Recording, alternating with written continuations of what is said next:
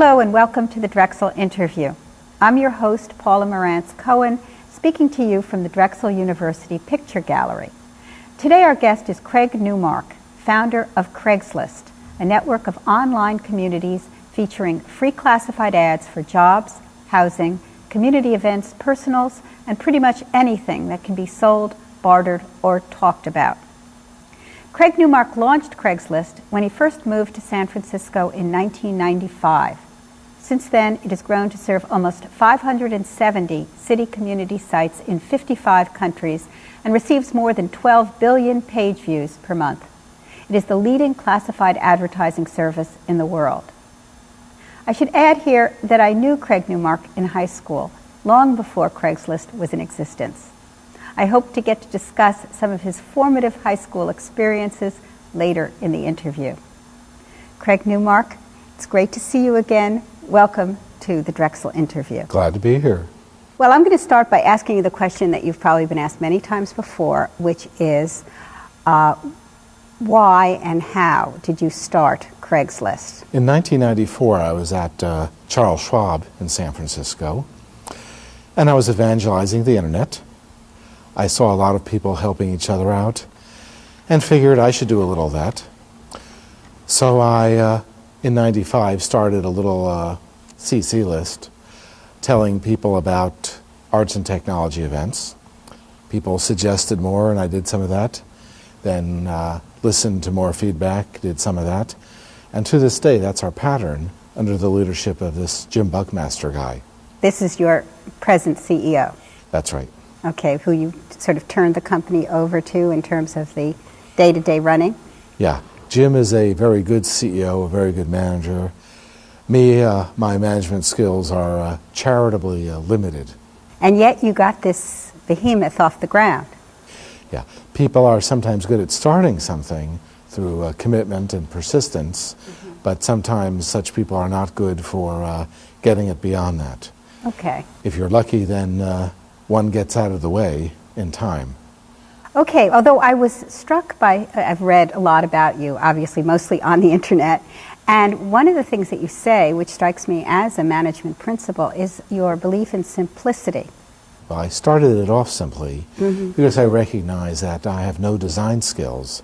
So even in 1995, it was about as simple as I could make it. I was also considering that we were just bombarded by too much media, and something that's simple and gets to the point is pretty good. Jim, who's also trained as an engineer, decided just to maintain that philosophy, so the site is as simple and fast as we can make it. So have there been temptations to make it more complicated?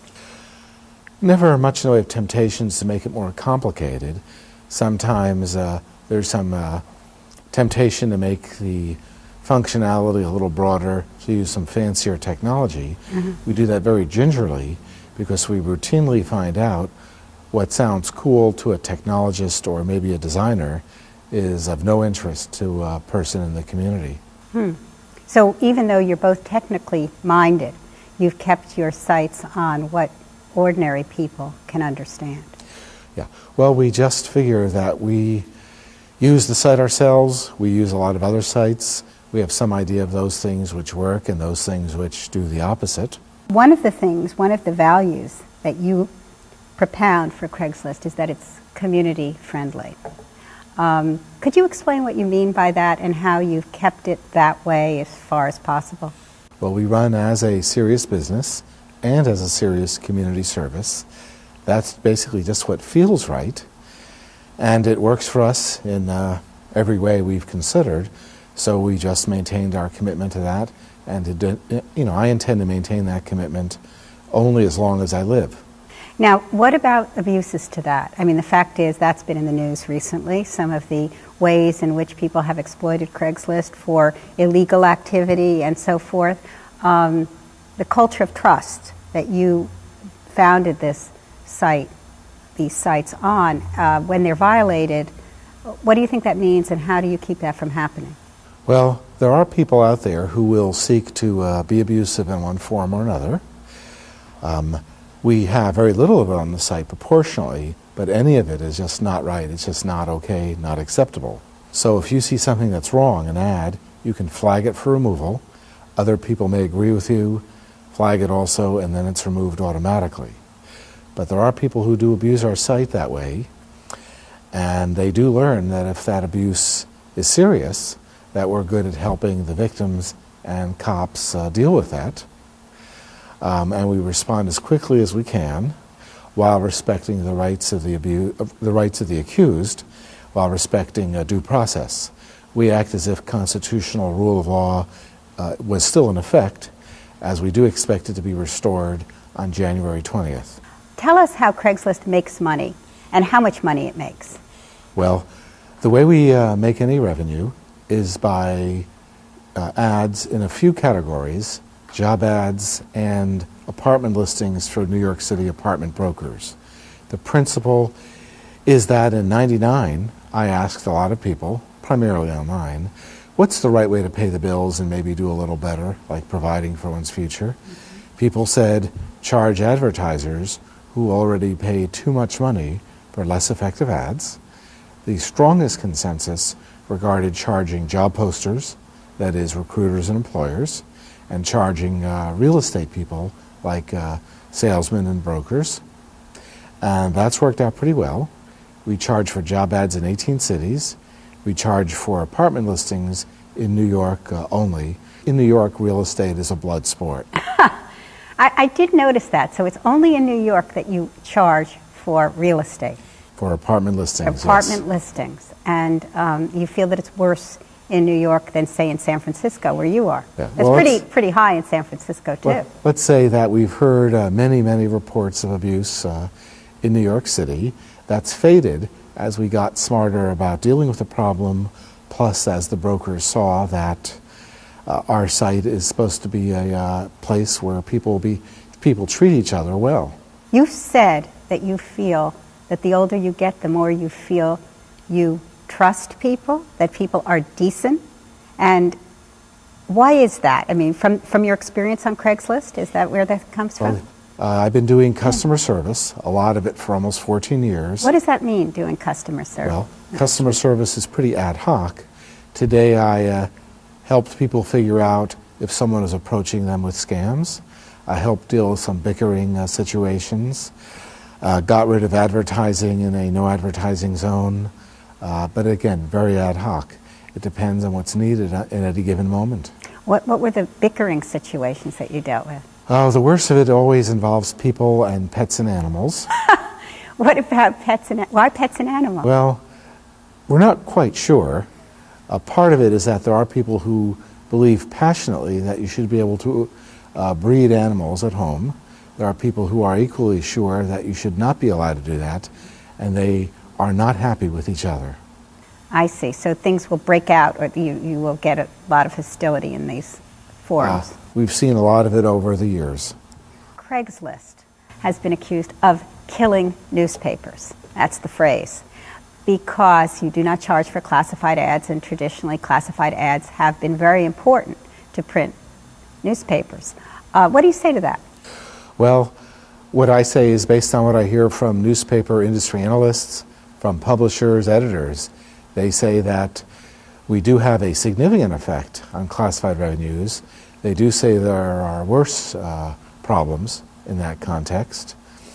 And they do usually add that they're sorry that they missed that window of opportunity. They're also very happy, though, that, well, we do things like, on a personal basis, so we're supportive of the way journalism and media are changing. That's me doing that as an individual. But the newspaper industry is undergoing a lot of change right now, and there are a lot of people doing a lot of good work, and I tend to find them and try to support them. When you say you yourself personally are supporting certain elements of journalism, could you explain?